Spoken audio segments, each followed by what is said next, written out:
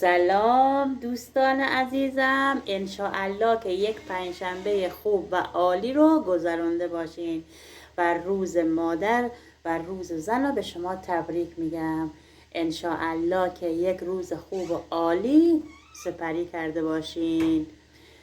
دوستان عزیزم، انشاءالله که با ختم، توسل، چله، ذکرهای آسمانی و توسل به خانم فاطمه زهرا حاجت روا شده باشین. حتما فرستادین صلوات، نماز استغاثه که دو روش گفتم، خیلی هم راحت آسونه. حتما اگه نخوندین الان بلند بشین نماز استغاثه رو بخونین که حاجت میده، حاجت روایی داره. دوستان ازم خانم حضرت فاطمه زهرا عیدیمونو به ما داد، بارش باران، از آلودگی هوا راحت شدیم. انشاءالله که این عیدی برای همه خوب باشه. نظر گندم، نظر نمک یادتون نره، حتما اگه تا حالا نظر نکردیم همین الان بلند شو، یک کم گندم وردار، 135 مرتبه صلوات روش بفرست، فردا بریز برای پرندگان. انشاءالله که حاجت روا میشی. یا نظر آرد خانم فاطمه زهرا، نظر نمک که خیلی حاجت روایی داره. بیشتر دوستان تو پیجم از نظر نمک حاجت روا شدن، حاجت گرفتن. انشاءالله که شما هم حاجت روا بشین. فردا که جمعه است با هم سوره صافات رو یک مرتبه میخونیم. بعد از نماز مغرب عشا بار سوره واقعه رو بخون، یک بارم سوره زاریات. اگر دست تنگ، بی پولی، برکت تو خونت نیست، گرفتاریت زیاده، حتما سوره واقعه و سوره زاریات هم بخون. فردا صبح که از خواب بلند شدی دعای توسل رو یک بار بخون. روز جمعه دعای توسل بخونین، میدونین یعنی چی؟ یعنی حاجت روا میشین، مشکلتون حل میشه. حتما صلوات بفرستین دوستان، روزی 100 مرتبه حتما صلوات بفرستین، صدقه بذارین کنار. برای خانم ام البنین حتما 186 مرتبه صلوات میفرستیم و هدیه میکنیم به خانم ام البنین. محال دست خالی رد بشه، محال دست رد به سینتون بزنه. خانم ام البنین خیلی رئوفه و دوست داره همه حاجت روا بشن، همه حاجت بگیرن. اگر واقعا نیاز به حاجت روایی داری، گرفتاری، مشکل داری، دیگه از همه جا رونده شدی، حتما نیت کن و توسل کن به خانم ام البنین و 186 مرتبه حتما صلوات بفرست و هدیه کن به خانم ام البنین.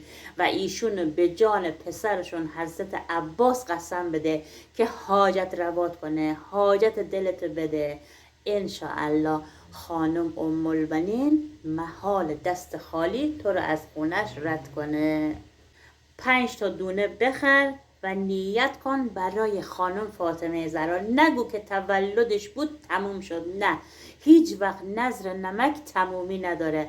همیشه، هر روز، هر ماه میتونی توسل کنی به خانم فاطمه زهرا و 5 بسته نمک بخری به اسم 5 تن آل عبا.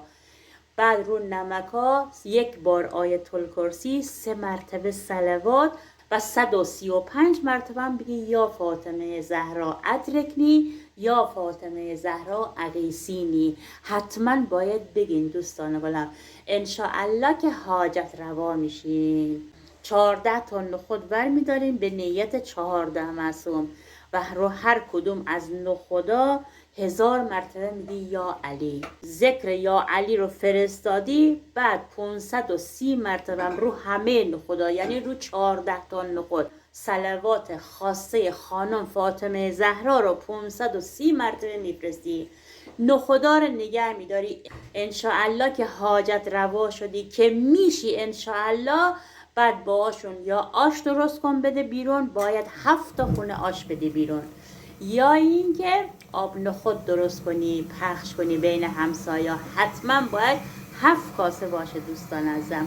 به نیت حاجت روایی، به نیت خونه خریدن، به نیت بچه دار شدن، به نیتی که پسر و دخترت ازدواج کنن، بختشون باز بشه، به نیت پول پیش خونت، برای همه چیز میشه. نظر نخود ردخور نداره، فقط یک بار امتحان کن، انشاءالله که حاجت روا میشی. آقا حضرت علی و خانم فاطمه زهرا دستتو میگیره، نمیذاره تو دست خالی از در خونه اونا بیای بیرون. میخوایم متوسل بشیم به آقا صاحب زمان، مهدی موعود.